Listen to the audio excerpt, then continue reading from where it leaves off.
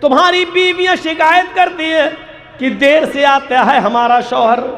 عورتیں اپنے مردوں سے کہتی ہیں تم دیر سے آتے ہو. ہاں عورتیں یہ شکایت کر سکتی ہیں, ان کا حق بھی ہے, لیکن میں عورتوں کو بھی ایک نصیحت کرنا چاہوں گا. میری ماں اور بہنوں, اگر تم اپنے گھر کے اندر بن سور کر نہیں رہتی ہو, اچھے کپڑے پہن کر نہیں رہتی ہو, اگر تم اپنے گھر کے اندر کھل کر کہہ دیتا ہوں میک اپ کر کے نہیں رہتی ہو, اچھے کپڑے پہن کر نہیں رہتی ہو, خوشبو لگا کر نہیں رہتی ہو, اگر تم اس طرح نہیں رہتی ہو تو تمہیں اپنے شوہر سے رات میں دیر سے آنے کی شکایت کرنے کا کوئی حق نہیں ہے. سن لو بہت صاف الفاظ میں, اگر تم گھر میں بن سور کر نہیں رہتی ہو تو تمہیں اس شکایت کا کوئی حق نہیں ہے کہ میرا شوہر دیر سے آتا ہے. تم بن سور کر رہو, خوشبو لگا کر رہو, اپنے گھر کی چار دیواری میں جتنا میک اپ کرنا چاہو کرو, کریم لگاؤ, پاؤڈر لگاؤ, تھوڑا سا نہیں پورا ڈبہ لگاؤ, لپسٹک بھی لگاؤ. اللہ کی قسم لپسٹک بھی جائز ہے اپنے شوہر کے لیے. جتنا چاہو اپنے ہونٹوں کو لال کر لو, خوب لپسٹک لگاؤ, لیکن گھر کی چہار دیواری کے اندر لگاؤ. میری بہنوں, میری ماؤں, اگر تم گھر میں اس طریقے سے رہو اور پھر بھی تمہارا شوہر دیر سے آئے تو تم دیر سے آنے کی شکایت کرنے کا حق رکھتی ہو کہ میں تو بن سور کر انتظار کرتی ہوں اور یہ دیر سے آتا ہے. آپ کو حق ہے, لیکن گھر میں بھنگن بن کر رہو گی, چڑیل اور ڈائنوں کی طرح بن کے رہو گی, بال بکھرے پڑے رہیں گے, باورچی خانے میں گھس کر اس طرح نکلو گی کہ بدن سے بدبو آئے, تمہارا پسینہ بدبو چھوڑے, پھر یہ شکایت کرو کہ میرا شوہر دیر سے آتا ہے, تو تمہیں شکایت کرنے کا کوئی حق نہیں ہے, کوئی ادھیکار نہیں ہے. تھوڑی سی بات میں دوسرے لہجے میں ہو گئی, چلو ہو گئی تو کیا ہوا. میرے بھائیو, ہمیں اور آپ کو سب سوچنا پڑے گا. قیامت کا منظر اللہ کے نبی فرماتے ہیں کہ مجھے سورہ قیامہ نے, سورہ دہر نے, سورہ حاقہ نے, سورہ نبا نے بوڑھا کر دیا ہے. حقیقت ہے یہ منظر ہی کچھ عجیب ہوگا. قرآن نقشہ کھینچتا ہے, یوم یفر المرء من اخیہ وامہ وابیہ وصاحبتہ وبنیہ. اچھا, یہاں بھائی بھائی کے لیے جان دے دیتا ہے, اور قیامت کے دن کیا ہوگا؟ بھائی بھائی کو دیکھے گا تو بھاگے گا. یوم یفر المرء من اخیہ, انسان دیکھے گا میرا بھائی, ارے یہ نیکی نہ مانگ بیٹھے, بھاگ جائے گا. وَأُمِّهِ وَأَبِيهِ, اپنی ماں کو دیکھے گا تو بیٹا بھاگ جائے گا, میری ماں مجھ سے نیکی نہ مانگ بیٹھے. وَأَبِيهِ, بیٹا اپنے باپ کو دیکھے گا تو بھاگ جائے گا کہ میرا باپ مجھ سے نیکی نہ مانگ بیٹھے. وَصَاحِبَتِهِ وَبَنِيهِ, اپنی بیوی کو دیکھے گا شوہر تو بھاگ جائے گا کہیں نیکی نہ مانگ بیٹھے. اپنے بیٹے کو باپ دیکھے گا تو بھاگ جائے گا, میرا بیٹا کہیں مجھ سے نیکی نہ مانگ بیٹھے. قرآن نے یہ سارے رشتے ایک ہی آیت میں پیش کر دیے. یوم یفر المرء من اخیہ وامہ وابیہ وصاحبتہ وبنیہ. انسان اپنے بھائی کو دیکھ کر بھاگے گا, اپنی ماں کو دیکھ کر بھاگے گا, اپنے باپ کو دیکھ کر بھاگے گا, اپنی بیوی کو دیکھ کر بھاگے گا, اپنی اولاد کو دیکھ کر بھاگے گا. کوئی کسی کا پرسان حال نہیں ہوگا, کوئی کسی کا پرسان حال نہیں ہوگا. ایک اور نقشہ کھینچا ہے قرآن نے, یبصرونہم, قیامت کے دن سب ایک دوسرے کو دکھا دیے جائیں گے. یہ تمہارا دوست ہے دیکھ لو, ہاں یہ تمہارا دوست ہے دیکھ لو, یہ تمہارا دوست ہے دیکھ لو. سب آدمی اپنے دوست دیکھیں گے. اے دوستوں کے ساتھ لاٹریاں خریدنے والوں, آئے دوستوں کے ساتھ لڑکیوں کے نمبر لے کر اپنے موبائل میں سیو کرنے والوں، شراب پینے والوں، ایک دوسرے کا ساتھی اس دنیا میں سبھی ہیں، قیامت کے دن دوست دوست کو دیکھ لے گا، یبصرونہم، لیکن کوئی دوست کسی دوست کے کام نہیں آئے گا۔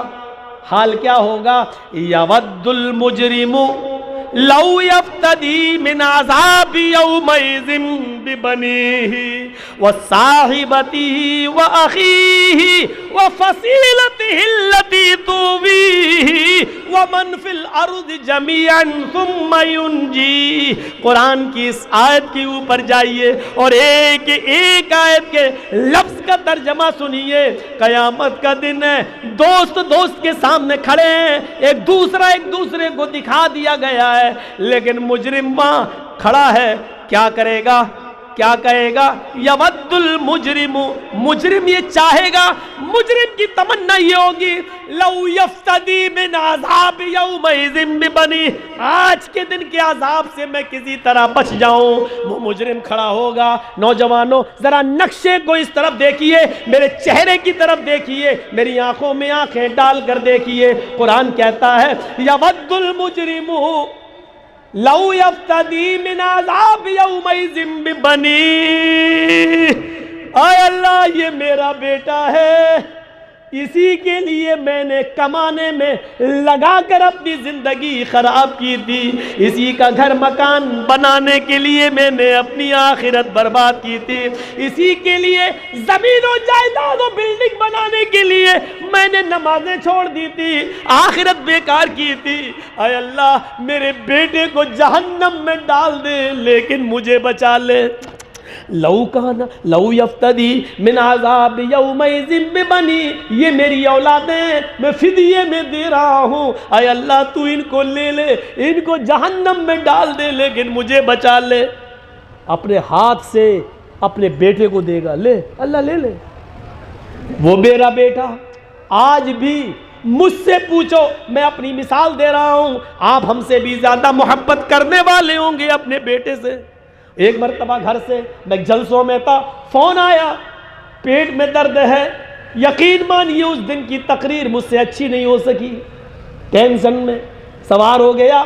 وہ 4-5 سال کا بیٹا، بیوی کہہ رہی ہے سخت درد ہے، رات کے 1 بجے فون آئے، سارے ڈاکٹروں کے کلینکیں بند ہوں، میرے بھائیو یقین مانیے جب تک اس کے پیٹ کا درد بند نہیں ہوا میں برابر کانٹیکٹ کرتا رہا، پوچھتا رہا، برابر اس کو اٹھایا، چچا داد بھائی کو فون کر رہا ہوں، اس کو اٹھاتا ہوں، جاؤ ذرا لے کے جاؤ فلاں ڈاکٹر کے پاس جاؤ، نہیں اٹھ رہا ہے، ارے سرکاری ہاسپٹل ہی میں لے جاؤ، ارے رات کا وقت ہے تو کیا ہوا، جاؤ 5-6 سال، ارے جس کا ایک ہلکا سا بخار بیٹے کا ہماری رات کی نیندیں اڑا دیتا ہے، وہ اولاد جس سے محبت کا تقاضا یہ ہے کہ اس کا ہلکا سا پیٹ کا درد ہم برداشت نہیں کر سکتے، قیامت کے دن یہ باپ اپنے ہاتھ سے زبان سے کہے گا، اے اللہ ان اولادوں کی چکر میں، ان بیٹے بیٹیوں کی چکر میں میں نے آخرت برباد کی، اے اللہ تو ان کو جہنم میں ڈال دے۔ اولاد ہی نہیں، وصاحبتی واخی، اللہ یہ میری بیوی ہے، اللہ میرے بغل میں لیٹتی تھی، اللہ اس سے فائدہ میں اٹھاتا تھا، اللہ اس کے چکر میں پڑھ کے میں صبح فجر کی نماز نہیں پڑھ پاتا تھا، اللہ یہی فتنہ بن کر میرے گھر میں آ گئی تھی، اللہ اس کی وجہ سے میں نے آخرت برباد کر دی، اللہ یہی ہے جس نے مجھے میرے ماں باپ سے دور کر دیا، اللہ یہی ہے جس نے بھائیوں میں میرے نفرت پیدا کرا دی، گھر میں آتے ہی ڈائن بن گئی، اور گھر سے الگ کرنے کے چکر میں مجھے میرے ماں باپ سے دور کرنے کے چکر میں اس نے الگ گھر خریدوا لیا اور میں ماں باپ کی خدمت نہ کر سکا، اے اللہ اس عورت کو تو جہنم میں ڈال دے، میری بیوی کو تو لے لے جہنم میں ڈال دے لیکن مجھے بچا لے، مجھے نجات دے دے۔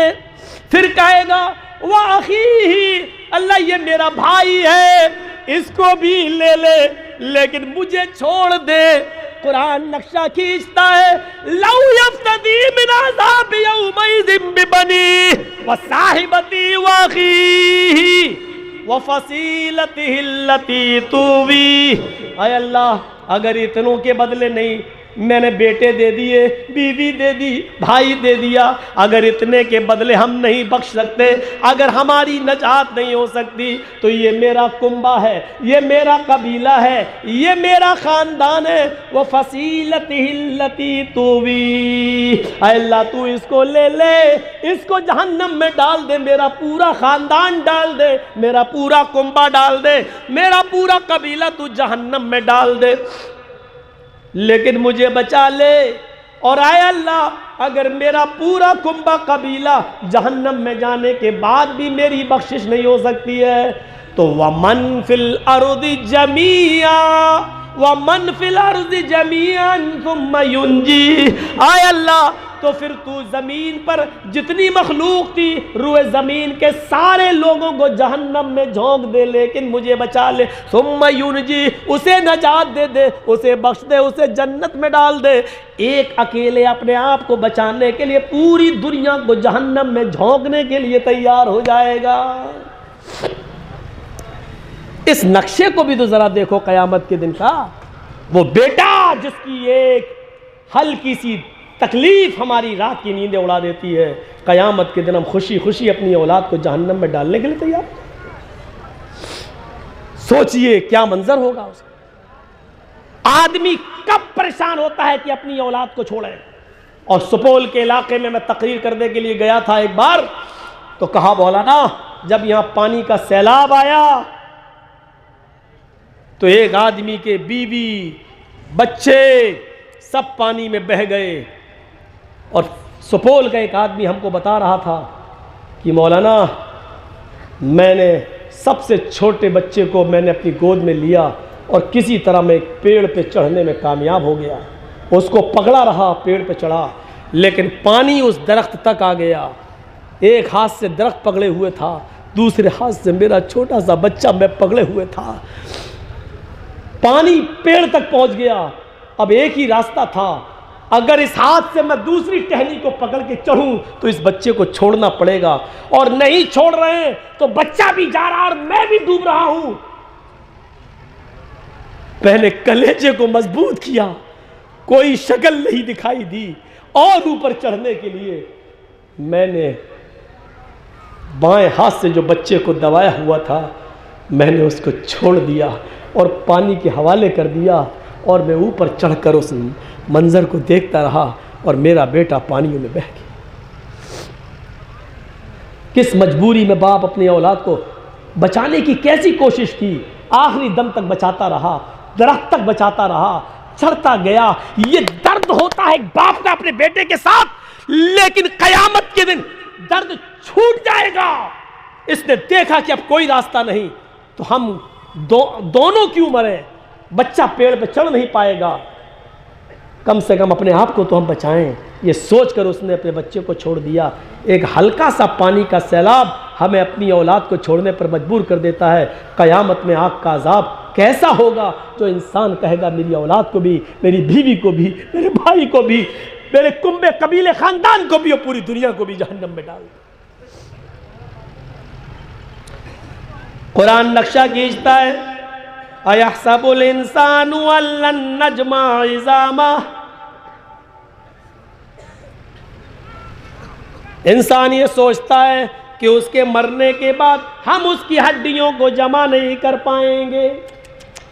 سورہ قیامت دیکھیے، اَيَحْسَبُ الْإِنسَانُ أَن لَّن نَّجْمَعَ عِظَامَهُ، انسان یہ سوچتا ہے کہ اس کے مرنے کے بعد ہم اس کی ہڈیوں کو جمع نہیں کر پائیں گے۔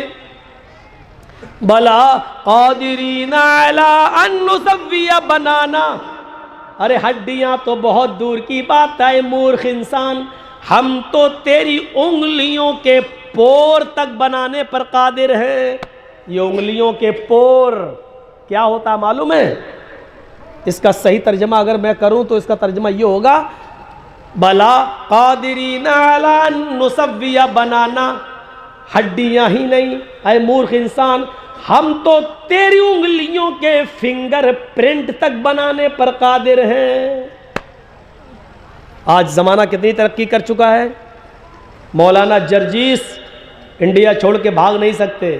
اگر انہوں نے جمیل احمد کے نام سے فرضی پاسپورٹ بنوایا تو انڈیا سے ہو سکتا ہے کوئی بھگا دے جیسے اور لوگوں کو بھگایا گیا, لیکن جیسے ہی باہر جائیں گے اور وہاں فنگر پرنٹ جو لیا گیا, میرا انگوٹھا جو رکھا گیا, تو اس پہ فوراً نام آ جائے گا محمد جرجیس.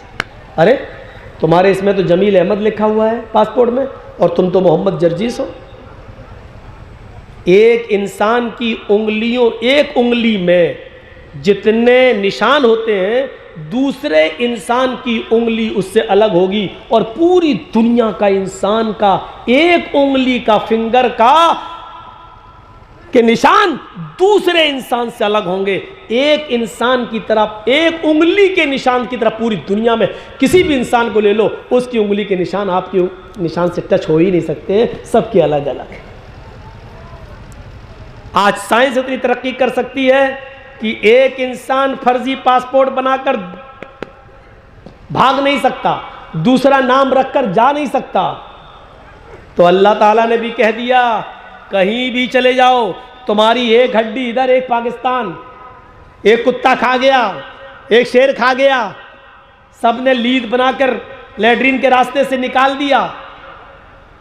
اب تم کہتے ہو کہ ہم جمع کیسے کریں گے؟ ارے جب ایک انگلی کے نشان سے ہم تمہیں پکڑوا سکتے ہیں, اور تمہارے سائنس, ہم نے جو عقل دی ہے سائنٹسٹ لوگوں کو, اس نے جو مشین بنائی ہے ہماری دی ہوئی عقل سے, جب وہ پکڑ سکتی ہے تو کیا ہم نہیں پکڑ سکتے؟ بلا قادرین علی ان نسوی بنانا, ہم تو تمہاری انگلیوں کے پوروں کو بھی بنانے پر قادر ہیں. ہڈی بھول جاؤ, پور کو بنانے پر قادر ہیں, انگلیوں کے فنگر نشان بنانے پر بھی قادر ہیں. بل یرید الانسان لیفجر اماما, انسان تو یہ چاہتا ہے کہ ہم آگے بھی گناہ کرتے رہیں. کتنی اچھی بات کہی اللہ نے, پوری چاہت بتا دی. انسان تو یہ چاہتا ہے کہ ہم آگے بھی گناہ کرتے رہیں, انسان تو یہ چاہتا ہے کہ ہم لاٹری خریدتے رہیں, جوا کھیلتے رہیں, شراب پیتے رہیں, سب کرتے رہیں. بل یرید الانسان لیفجر اماما یسأل ایان یوم القیامہ. جب گناہ کرتے ہوئے اس سے کہا جاتا ہے بے قیامت کا ڈر نہیں ہے تجھے, یہ سب کر رہا ہے, تو کہتا ہے قیامت کب آئے گی؟ قیامت, یہ ملا مولوی دیکھو پاگل, قیامت قیامت ہے. لیفجر اماما, چاہتا ہے کہ ہم گناہ کرتے رہیں, مذاق میں پوچھتا ہے یسأل ایان یوم القیامہ, قیامت کب آئے گی؟ سن, اللہ کہہ رہا ہے آئے مذاق میں کرنے والے, آئے قیامت کا مذاق اڑانے والے, سن قیامت آئے گی. فَإِذَا بَرِقَ الْبَصَرُ وَخَسَفَ الْقَمَرُ وَجُمِعَ الشَّمْسُ وَالْقَمَرُ. فَإِذَا بَرِقَ الْبَصَرُ, جب آنکھیں پتھرا جائیں گی, آنکھیں چندیا جائیں گی. وَخَسَفَ الْقَمَرُ, چاند بے نور ہو جائے گا, چاند کی روشنی چھین لی جائے گی. وَجُمِعَ الشَّمْسُ وَالْقَمَرُ, چاند اور سورج دونوں جمع کر دیے جائیں گے, دونوں اکٹھے ہو جائیں گے. یہ چاند اور سورج دونوں اکٹھے ہو جائیں گے. آپ شاید پڑھے ہوں گے, سائنس وغیرہ آپ لوگ پڑھتے ہیں, لیکن بتا رہا ایک ملا مولوی, یہ زمین دھیرے دھیرے اوپر کی طرف اڑ رہی ہے, یہ سورج کی گرمی کم ہوتی جا رہی ہے دھیرے دھیرے. اذا الشمس کورت, ہم سورج کی روشنی کو لپیٹ دیں گے. سورج کی روشنی کو لپیٹنے کا مطلب کیا ہے؟ سورج کی روشنی دھیرے دھیرے کم کر دیں گے. تو سورج کی روشنی جب تھوڑی کم ہوتی ہے گرمی, تو زمین اپنے اندر اناج کو پکانے کے لیے اتنا اوپر چلی جاتی ہے. سورج کی مقناطیسی کشش زمین کو اپنے اوپر کھینچ رہی ہے. تو جب زمین ایسے اڑتی ہے تھوڑی, تو چاند بھی ایسے اڑ جاتا ہے. چاند کو بھی سورج کی روشنی کی ضرورت ہے. جب سورج کی تھوڑی روشنی کم ہوتی ہے تو چاند اتنی روشنی کو حاصل کرنے کے لیے ایسے قریب ہو جاتا ہے, دھیرے دھیرے اوپر کی طرف اٹھ رہا ہے. ایک دن آئے گا یہ چاند اوپر ہوتے ہوتے ہوتے ہوتے دھیرے دھیرے اوپر جاتے ہوئے سورج سے ٹکرا جائے گا. اور جب یہ چاند سورج سے ٹکرائے گا تو دونوں کی ٹکر سے ایک بھینکر وسفوٹ ہوگا. جیسے اودھ آسام اور برہم پتر میل ٹکرائی تھی گیسل میں، دونوں ٹکرائی اور پھر دونوں پیچھے ہٹی اور پھر ٹکرائی، تو کیا حل ہوا؟ تو جب چاند و سورج دونوں جمع ہوں گے، یہ دونوں ٹوٹ کر زمین کے اوپر گریں گے. جب زمین کے اوپر گریں گے تو زمین ڈس بیلنس ہو جائے گی، زمین ڈس بیلنس ہوگی، ادھر ایسے ہلے گی، اور جب ایسے ہلے گی تو پہاڑ اپنی جگہ سے ہٹ جائیں گے، پہاڑ ہٹ جائیں گے، اور جب زمین یوں یوں ہلے گی ڈگما ڈول تو یہ زلزلہ آ جائے گا. اس وقت قرآن کی آیت سچی ہو جائے گی، اذا زلزلت الارض زلزالہا، جب زمین اپنے اندر کے، جب زمین پورے زور و شور کے ساتھ ہلا ڈالی جائے گی، وَأَخْرَجَتِ الْأَرْضُ أَثْقَالَهَا، زمین اپنے اندر کے سونے اور چاندی کو بوجھ کو نکال کر باہر پھینک دے گی. تو اللہ نے وہی کہا فَإِذَا بَرِقَ الْبَصَرُ، جب آنکھیں چدھیا جائیں گی، وَخَسَفَ الْقَمَرُ، چاند بے نور بے روشنی ہو جائے گا، وَجُمِعَ الشَّمْسُ وَالْقَمَرُ، چاند و سورج دونوں جمع کر دیے جائیں گے. یقول الانسان یومئذ این المفر، اس دن انسان کہے گا آج میں کہاں بھاگوں؟ میں تو مذاق میں کہتا تھا قیامت کب آئے گی، یہ تو سچ میں آ گئی، اب کہاں بھاگیں؟ اور لوگوں بھاگنے کی جگہ بتاؤ، کہاں بھاگے، کدھر جائے؟ کلا، ہرگز نہیں، کلا لا وزر، آج بھاگنے کی کوئی جگہ نہیں ہے، آج بھاگنے کا کوئی راستہ نہیں ہے، آج بھاگنے کا کوئی جائے فرار نہیں ہے. کلا لا وزر، آج بھاگنے کی کوئی جگہ نہیں ہے. ینبأ الانسان یومئذ بما قدم واخر، آج تو اللہ تعالیٰ تمہیں سب بتا دے گا جو تم نے آگے بھیجا ہے اور جو پیچھے چھوڑا ہے. تمہاری ایک ایک نیکی ہمارے پاس موجود ہے، تمہارا ایک ایک دن کا حساب ہمارے پاس موجود ہے. جس طرح مولانا جرجیس کی 3-4 سال پرانی تقریروں میں سے کاٹ کاٹ کر آج ایک بھڑوا چینل والا اور مودی جی کی ڈالی ہوئی ہڈی کے ٹیسٹ سے لبریز ہو کر جس طرح وہ دکھا رہا ہے، جب ان کے پاس یہ ساری چیزیں ہو سکتی ہیں ریکارڈ، تو ہمارے پاس بھی تمہاری زندگی کا ریکارڈ ہے، ہمارے پاس بھی تمہاری زندگی کا ریکارڈ ہے. یُنَبَّأُ الْإِنسَانُ يَوْمَئِذٍ بِمَا قَدَّمَ وَأَخَّرَ، آج ہم سب کو پیش کر دیں گے، یہ تم نے آگے بھیجا، یہ تم نے پیچھے چھوڑا. یہ قیامت کا ایک منظر اللہ رب العالمین نے کھینچا. اور اس کے بعد جنت و جہنم، حساب و کتاب. جاؤ جنتی جنت کے کنارے اور جہنمی جہنم کے کنارے. جہنمیوں کو جہنم میں ڈال دو، لیکن ایک فرشتہ آئے گا کہے گا رک جاؤ، جہنمیوں جہنم میں بعد میں جانا. ایک مرا ہوا دمبا لے کر آئے گا، دمبا جس کا نام ہوگا موت. ہمیں اور آپ کو جو موت آتی ہے، موت یہ بھی اللہ کی مخلوق ہے، اس کو بھی فنا ہونا ہے، اس موت کو بھی موت آنا ہے. تو اللہ فرشتہ آئے گا، کیا کہے گا؟ اے جنتیوں بتاؤ میرے ہاتھ میں کیا ہے؟ جنتی کہیں گے موت. اے جہنمیوں بتاؤ میرے ہاتھ میں کیا ہے؟ جہنمی کہیں گے موت. فرشتہ اس موت کو زمین پر لٹا دے گا، اس دمبے کو، اور اس کی گردن پہ چھری رکھ کے چلا دے گا اور اس کو کاٹ دے گا اور کہے گا اے جنتیو تم جنت میں جاؤ، اے جہنمیو تم جہنم میں جاؤ، اب تمہیں کبھی موت نہیں آئے گی. موت کو موت آ گئی، میرے ہاتھ میں جو موت تھی میں نے اس کو کاٹ دیا ہے، اب تو موت ہی مر گئی، موت کو بھی موت آ چکی، اب تمہیں موت بھی نہیں آئے گی. جنتی تو خوش ہو جائیں گے چلو موت ختم، لیکن جہنمی جب یہ سنے گی تو چیخ پڑیں گے اللہ یہ کیا ہوا، موت کو بھی موت آ گئی، اب کبھی موت نہیں آئے گی.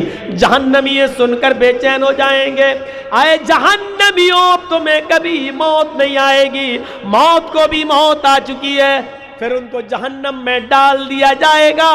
جہنمی جہنم میں ہمیشہ جلتے رہیں گے، لا یموت فیہا ولا یحیا.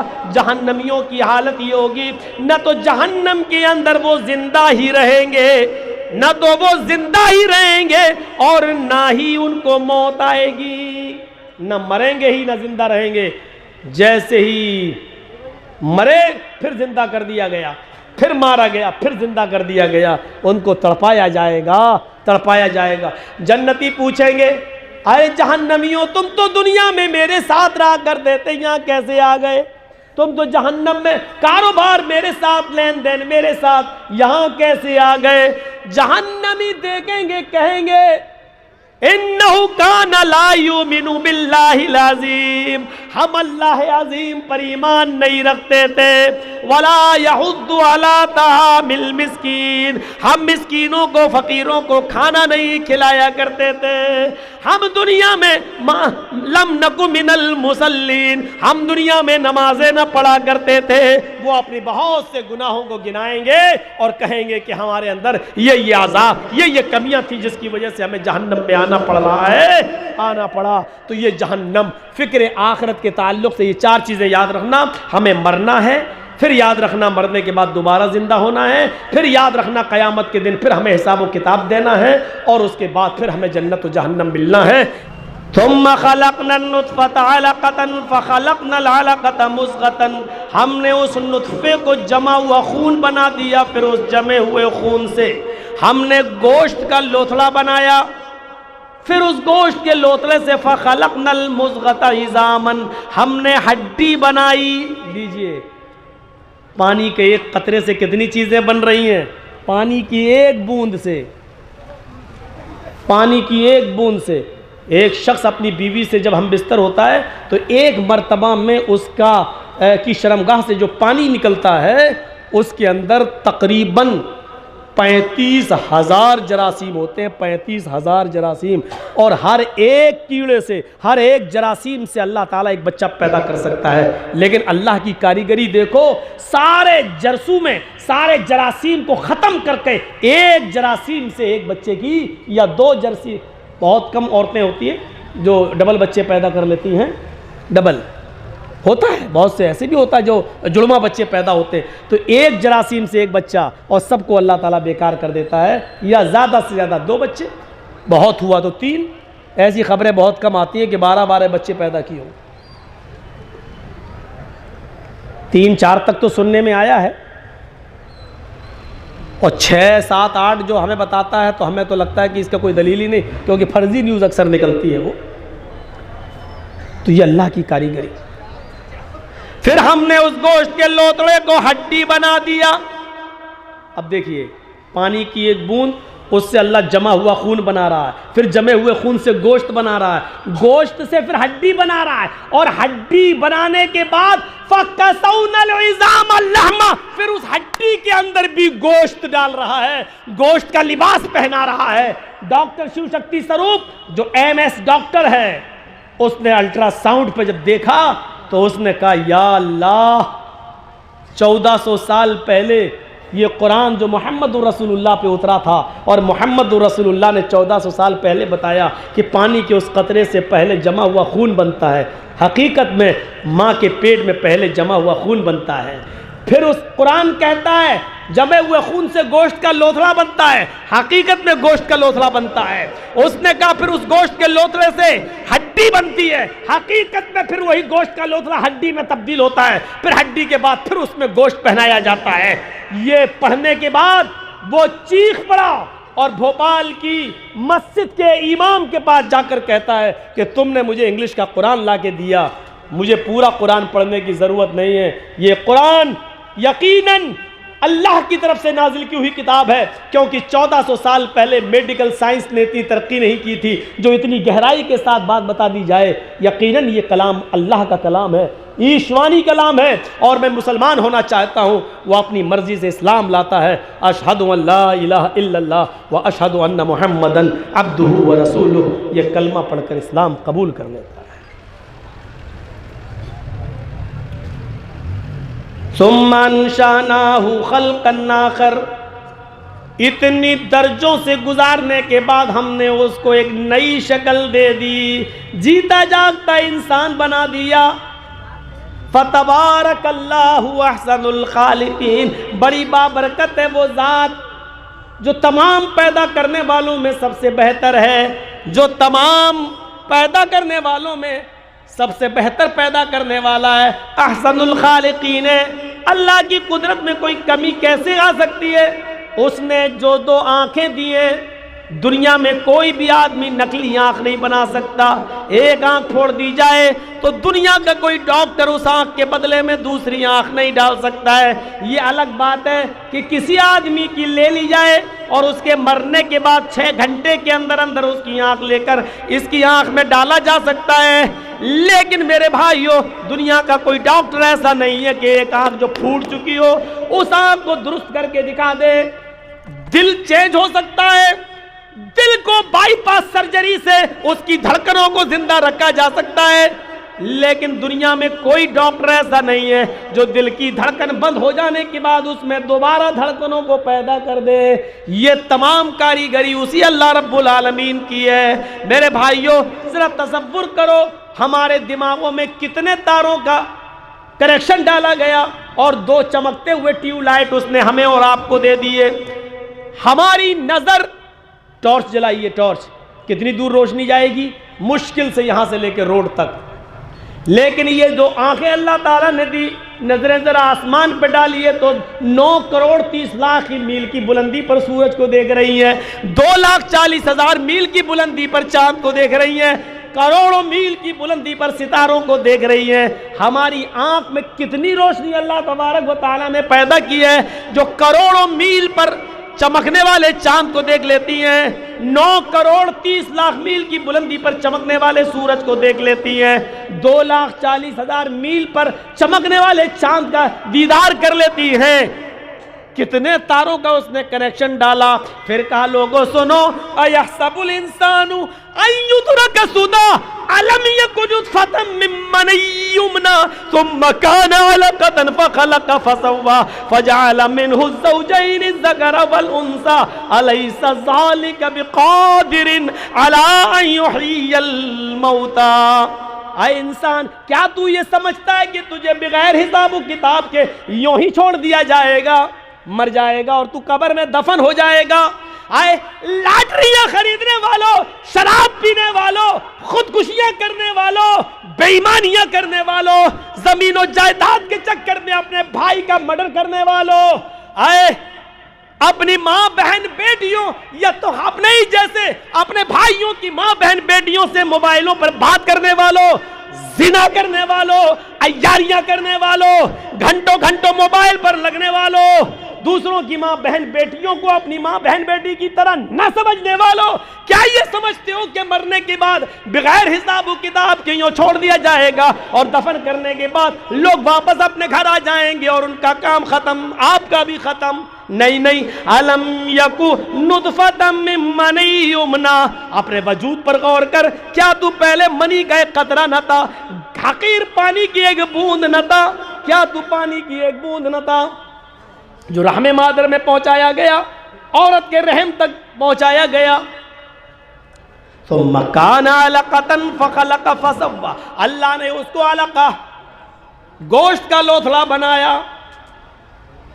بہت سی چیزیں بنانے کے بعد انگلیاں بنائیں، ناخن بنائے، پور بنائے، ریکھائیں بنائیں، آنکھ بنائی، پیشانی بنائی، ماتھا بنایا، کھوپڑی بنائی، کھوپڑی کے اندر دماغ بنایا، دماغ میں اچھا اور برا سمجھنے اور سوچنے کی صلاحیت رکھی، پیر بنایا، ہاتھ بنایا، دل بنایا، ثم کان علقۃ فخلق فسوى۔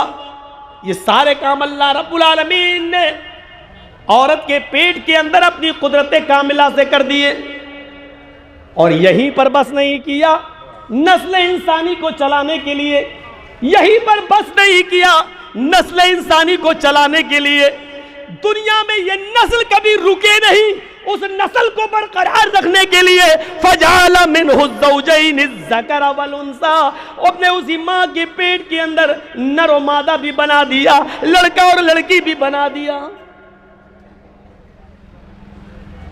لڑکا اور لڑکی بھی بنا دیا۔ یہ میں ہی کر سکتا ہوں، اللہ تعالیٰ کہہ رہا ہے دنیا کا کوئی ڈاکٹر ایسا نہیں ہے جو آپ کو لڑکا پیدا کرنے کی دوا دے دے۔ ان نیم حکیموں سے بچے رہنا جو لکھتے ہیں لڑکا چاہیے تو ہمارے پاس آئیں. انہوں نے کارخانے کھول رکھے ہیں کیا؟ اور ایک بات آپ کو بتا دوں، سنیے گا، غور کریے گا، جن حکیموں نے یہ اشتہار لگا رکھا ہے شرطیہ لڑکا ہی ہوگا، آپ ان کے گھر کا پتہ لگانا، ان کے گھر میں سب سے زیادہ لڑکیاں ہی ہوں گی. اپنے یہاں تو وہ لڑکے پیدا کر نہیں سکے اور آپ کو لڑکا ہونے کی دوا دے رہے ہیں لڑکا ہوگا. یہ ہے ہی نہیں، سسٹم میں داخل نہیں ہے. یہ آپ کے منی پر ڈیپینڈ کرتا ہے کہ وہ لڑکے کو پیدا کر سکتی ہے یا لڑکی. اس میں عورت کا بھی کوئی دخل نہیں ہے. بہت سے لوگ کہتے ہیں، ساس کہتی ہے اپنی بہو سے 3 لڑکیاں ہو گئیں اب لڑکا نہیں ہوا تو طلاق. وہ ساس نہیں، وہ چڑیل ہے جو اپنی بہو سے ایسے بولے، وہ ڈائن ہے. لڑکا بھی کہہ دیتا ہے، کیا کہتا ہے؟ اپنی بیوی سے 3 لڑکیاں ہو چکی ہیں اب 4تھا لڑکا ہونا چاہیے. ابے پاگل، اس سے کیوں کہہ رہا تو؟ ڈاکٹر ذاکر نائک کی کتاب پڑھیے. ڈاکٹر ذاکر نائک نے اپنی کتاب کے اندر لکھا ہے کہ لڑکا یا لڑکی اس کا عورت کے بطن اور رحم سے کوئی کنیکشن نہیں ہے. اس کا ڈیپینڈ کرتا ہے مرد کی منی پر. مرد کی منی پر اتنے جراثیم اگر پائے جائیں گے تو لڑکا ہوگا، اور لڑکے کے اندر اتنے جراثیم پائے جائیں گے تو لڑکی ہوگی. اس کی اسپیڈ اتنی ہوگی تو لڑکا ہوگا، اسپیڈ اتنی ہوگی تو لڑکی ہوگی. یہ ڈاکٹر ذاکر نائک نے اپنی کتاب کے اندر لکھا ہے. لڑکی سے، ماں سے، عورت سے اس کا کوئی تعلق نہیں ہے. اگر لڑکا ملنے کے بعد کہتا ہے کہ اپنی بیوی سے لڑکی ہونی چاہیے اور لڑکا ہونا چاہیے اور لڑکی ہوئی اور ڈانٹ رہا ہے تو اس عورت کا قصور نہیں ہے، ڈانٹ کا حقدار تو ہے. ابے کمینے، غلطی تیری تو اس کو کیوں کہہ رہا ہے؟ سماج کے لوگ پنچایتیں جب بٹھائیں تو اس میں اس لڑکی کی ساس کو ڈانٹیں، اماں قبر میں پیر لٹکے ہیں، اور اس طریقے سے بول رہی ہو اپنی بہو کو. فَجَعَلَ مِنْهُ الزَّوْجَيْنِ الذَّكَرَ وَالْأُنثَىٰ، لڑکا بھی بنا دیا، لڑکی بھی بنا دی جو اس کو پسند آیا. اس نے جو بہتر سمجھا وہ رحم مادر میں بنا دیا، پیدا عورت کے پیٹ میں. اس کے بعد اللہ تعالیٰ کہتا ہے، اے میرے بندو، میں سر بنا سکتا ہوں، میں دماغ بنا سکتا ہوں، میں آنکھ بنا سکتا ہوں، میں کان بنا سکتا ہوں، سننے کی طاقت دے سکتا ہوں، سوچنے کے لیے دماغ بنا دے سکتا ہوں، چلنے کے لیے پیر بنا سکتا ہوں. تیری ماں کھانا کھا رہی تھی اور میں تیری ماں کے پیٹ کے اندر تیرا سر بنا رہا تھا. تیری ماں سو رہی تھی اور میں تیری ماں کے پیٹ کے اندر تیرا دماغ بنا رہا تھا. تیری ماں چل رہی تھی، اپنے مائکے جا رہی تھی، وہ راستے میں چل رہی تھی، لیکن میں تیری ماں کے پیٹ کے اندر تیرا پیر بنا رہا تھا. او میرے بندو، جب میں ماں کے پیٹ میں یہ سب بنا سکتا ہوں، کر سکتا ہوں اور تجھے باہر نکال سکتا ہوں، تو آئے میرے بندو تم ہی بتاؤ، الیس ذالک بقادر علی ان یحیی الموتى، تو کیا میں مرنے کے بعد انسان کو دوبارہ پیدا نہیں، میں مرنے کے بعد انسان کو دوبارہ جیوت نہیں کر سکتا؟ کیا میں مرنے کے بعد انسان کو دوبارہ زندگی نہیں دے سکتا؟ یہ دیکھو بڑھو میاں کہاں جا رہے ہیں پتہ نہیں، اٹھ کے بھاگ رہے ہیں. اب کہاں جا رہے ہو؟ بڑھیاں تو سو گئی ہوں گی، کیا کرو گے وہاں جا کے؟ بیٹھیے آپ لوگ بھائی. اب بتائیے، رات 4 بجنے جا رہے ہیں، 8 منٹ رہ گئے، اب بھاگ رہے ہیں.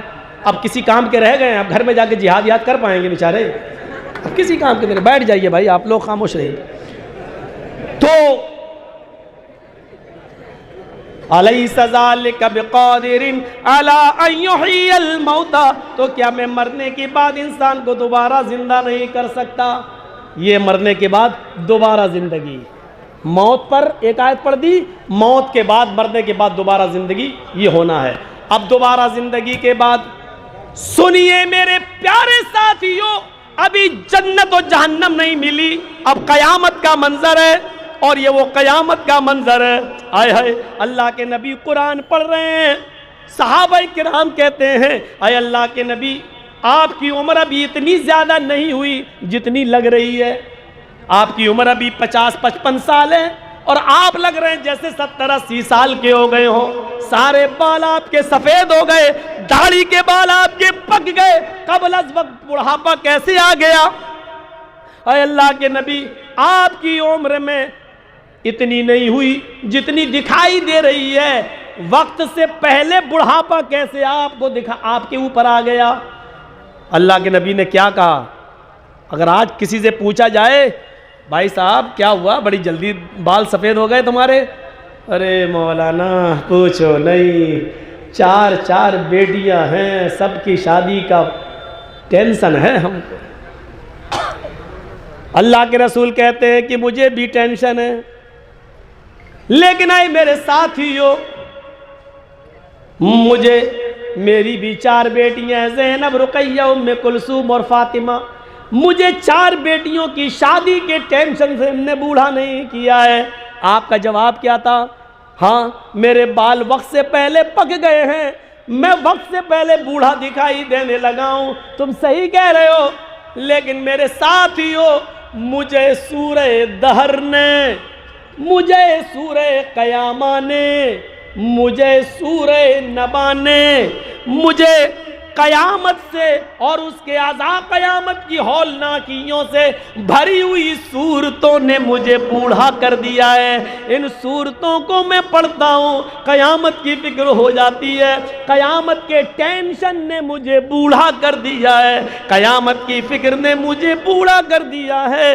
آج ہمیں قیامت کے ٹینشن سے بڑھاپا نہیں آتا, عذاب قبر کے ٹینشن سے بڑھاپا نہیں آتا, جہنم کے عذاب کو سوچ کر بڑھاپا نہیں آتا. بیٹیوں کی شادی کی فکر ہمیں بوڑھا کر دیتی ہے. بیٹا شرابی ہے, اس کا ٹینشن مجھے بوڑھا کر دیتا ہے. میرا بیٹا شرابی, میرا بیٹا جواری. ہائے میرے قوم کے جوانوں, کتنا رلاؤ گے اپنے ماں باپ کو؟ یہ تمہارے ماں باپ ہیں. جب تک تم رات کے 12 یا 1 بجے تک باہر رہتے ہو, جب گھر پہ آتے ہو تم سمجھتے ہو میری ماں سو گئی ہوگی, تم سمجھتے ہو کہ میرے باپ سو گئے ہوں گے, لیکن حقیقت یہ ہے کہ تمہاری ماں اور تمہارے باپ اس وقت تک نہیں سوتے جب تک کہ تم خیر و عافیت سے گھر نہ آ جاؤ. میرے نو قوم کے جوانوں, اپنے بوڑھے ماں باپ کے اوپر اتنا بوجھ مت ڈالو. اللہ تعالیٰ نے تمہیں کسی چیز کے لیے دعا اپنے الفاظوں میں مانگنے کی اجازت دی ہے. اللہ میرے کاروبار میں برکت دے, یہ تم مانگ سکتے ہو.